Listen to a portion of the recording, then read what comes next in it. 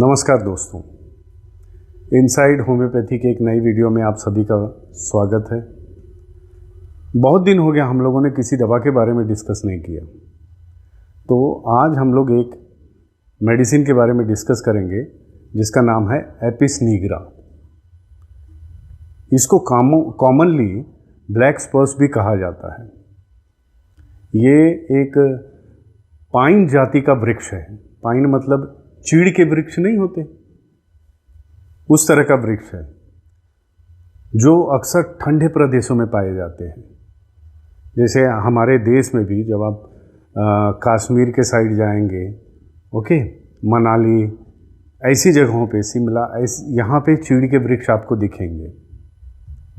और मोस्टली ये Canada, Alaska, north America, ऐसी जगहों पे पाए जाते हैं।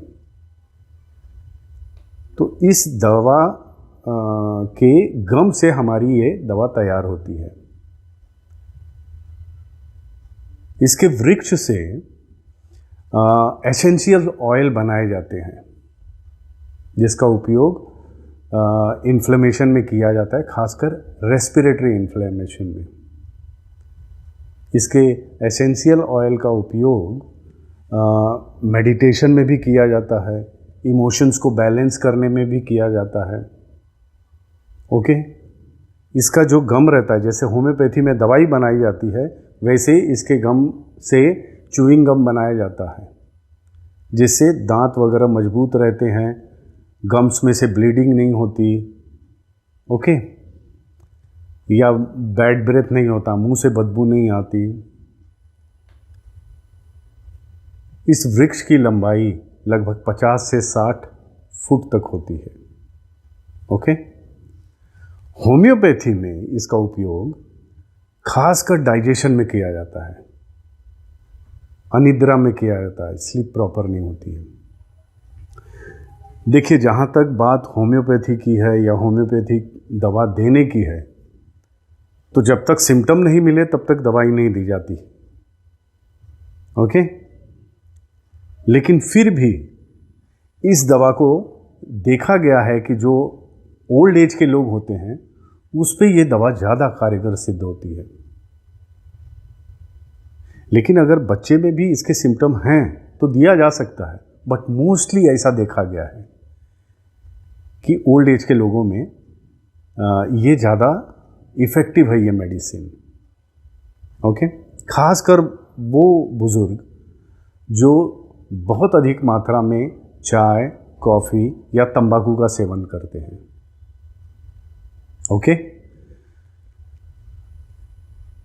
इसके इनडाइजेशन में, जैसे पेट की तकलीफ़ों में पेट फूलना, इनडाइजेशन, पेट में दर्द, डकार, कॉन्स्टिपेशन, इस तरह की शिकायतें होती हैं।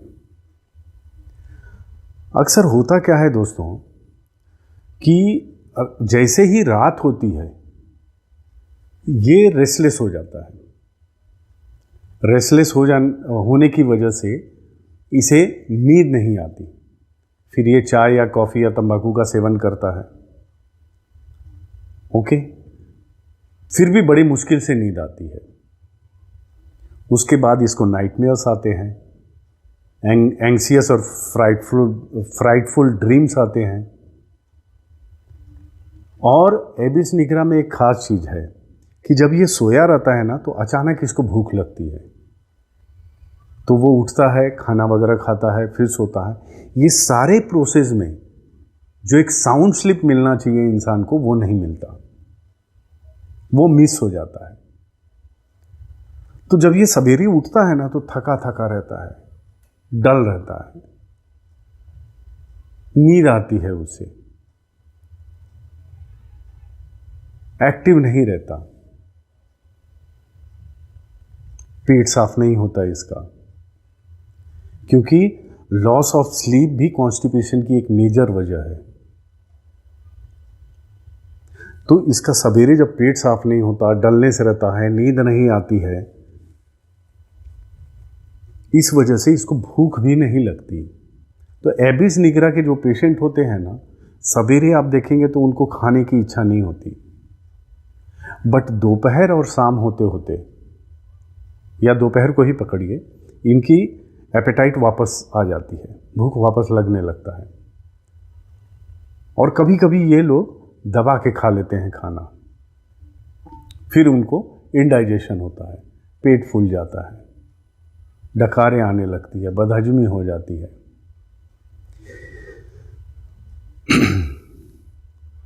एबिस निग्रा का पेशेंट जब खाना खाता है ना, तो उसे लगता है, ये पोर्शन दिख रहा है आपको यहां, ऐसे लगता है कि जो भी वो खाना खा रहा है वो सारा यहां पे आके एक्यूमुलेट हो रहा है, जमा हो रहा है।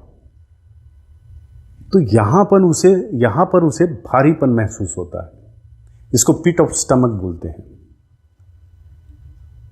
और ये होता क्यों है? क्योंकि जो कार्डियक ओरिफाइस है पेट का, देखिए पेट में 2 ओपनिंग्स होते हैं, ऊपर और नीचे। ऊपर होता है कार्डियक ओरिफाइस, जिससे इसोफेगस और स्टमक का जहां जॉइंट होता है उसे कार्डियक ओरिफाइस कहते हैं। और जो दूसरा पोर्शन होता है उसको पाइलोरिक ओरिफाइस कहते हैं। वहां पे पेट और ड्यूडेनम ये जुड़ते हैं। तो ऊपर का जो ओपनिंग होता है कार्डियक ओरिफाइस, वहां के मसल कॉन्ट्रैक्ट हो जाते हैं। कॉन्ट्रैक्ट होने की वजह से वो फूड नीचे जल्दी सरकता नहीं है। तो यहां पे ऐसे लगता है कि कुछ पत्थर रखा हुआ है, लंप सेंसेशन होता है। हमारे मटेरिया मेडिका में लिखा है कि ऐसे फील होता है उसे कि बहुत कड़क पकाया हुआ अंडा यहां पे रखा हुआ है, इतना हार्डनेस फील होता है यहां पे। ठीक है। इसे इंडाइजेशन भी होता है, जैसे मैं बताया, पेट फूल जाता है, डकार आता है, पेट से गुड़गुड़ की आवाज़ आती है। डकार के साथ साथ कभी कभी दोस्तों इसे वॉमिटिंग हो जाती है। ओके। अगर इस पेशेंट को इंडाइजेशन रहा, साथ में पेट का इन्फ्लेमेशन भी रहा, क्योंकि एबिस निग्रा के पेशेंट को गैस्ट्राइटिस की शिकायत होती है, दोनों तरह का gastritis, catarrhal as well as suppurative. Catarrhal का मतलब होता है जिसमें बहुत ज़्यादा म्यूकस मेम्ब्रेन निकलते हैं, पानी, और सुपुरेटिव मतलब जहाँ पे पस का फॉर्मेशन हो चुका है। तो जब कैटारल इन्फ्लेमेशन होता है इसे, तो डकार के साथ वाटर ब्रास होता है। वाटर ब्रास मतलब मुंह में पानी भर आना।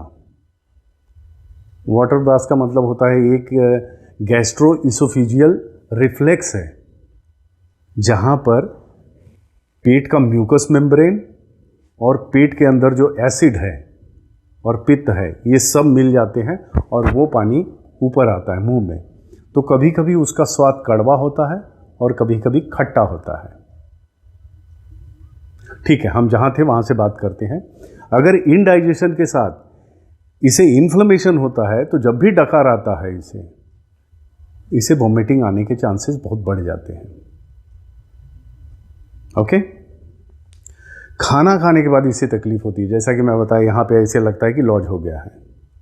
लेकिन अगर पेट में इन्फ्लेमेशन हुआ, जिसे हिंदी में प्रदाह कहते हैं, तो खाना खाने के बाद इसे पेट दर्द भी होता है, मोशन इसका ठीक नहीं होता, कॉन्स्टिपेशन होता है, स्टूल हार्ड रहते हैं।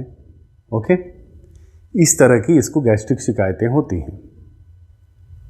जहाँ तक बात हम लोग मानसिकता की करें, तो अपने गैस्ट्रिक तकलीफ़ों को लेके ये बहुत दुखी रहता है, बहुत हताश हो जाता है। Y?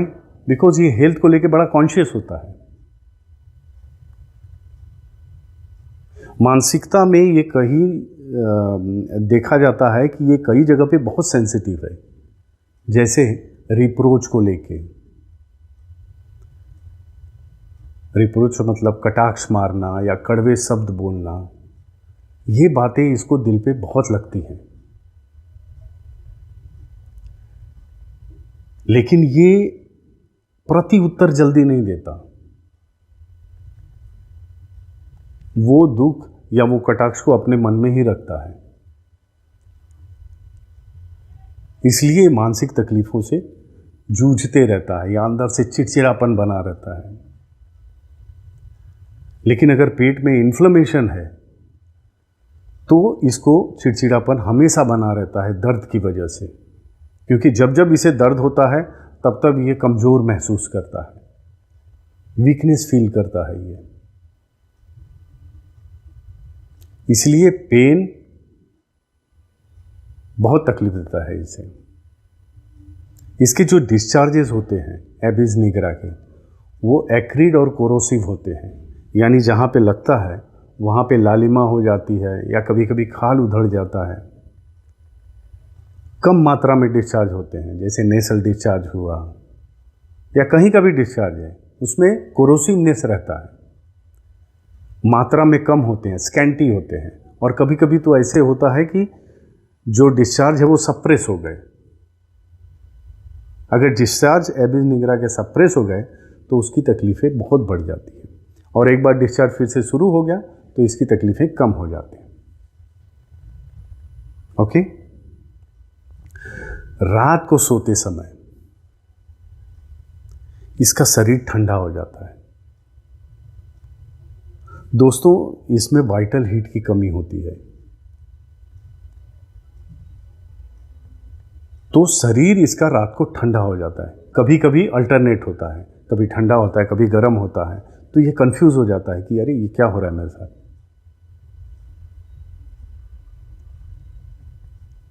Lack of vital heat होती है। उसी के साथ इसको शारीरिक कमजोरी भी बहुत होती है। थोड़ा सा परिश्रम करने पे ये थक जाता है। और जहां तक देखा गया है कि इसे सिर्फ शारीरिक कमजोरी नहीं होती, मानसिक कमजोरी भी होती है, जिसको हम प्रोस्ट्रेशन ऑफ माइंड कहते हैं। इसको चीज़ें जल्दी याद नहीं होती। जब कोई भी चीज़ ये याद करना चाहता है तो इसके वो भूल जाता है। इसलिए किसी चीज़ को सीखना या समझना इसके लिए बड़ा मुश्किल हो जाता है।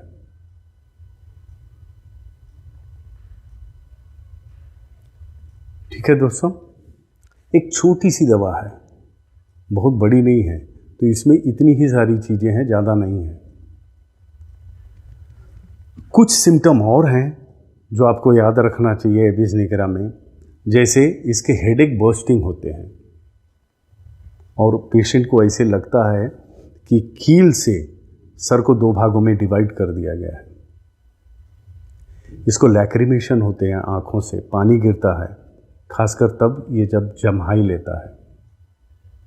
ये गाल होते हैं, ये लाल होते हैं। ओके। चाय पीने के बाद ही फील्स इंटॉक्सिकेटेड, उसको लगता है कि नशे में है।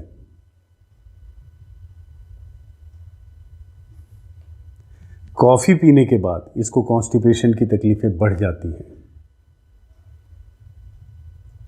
ये छोटी छोटी चीज़ें हैं जो आपको याद रखनी चाहिए, पर मेन ये दवा इंडाइजेशन, स्लीप, प्रोस्टेशन या वीकनेस की है। ठीक है दोस्तों, ये छोटा सा इंफॉर्मेटिव वीडियो था। I hope you will like this video. Thank you very much. Take care. नमस्कार।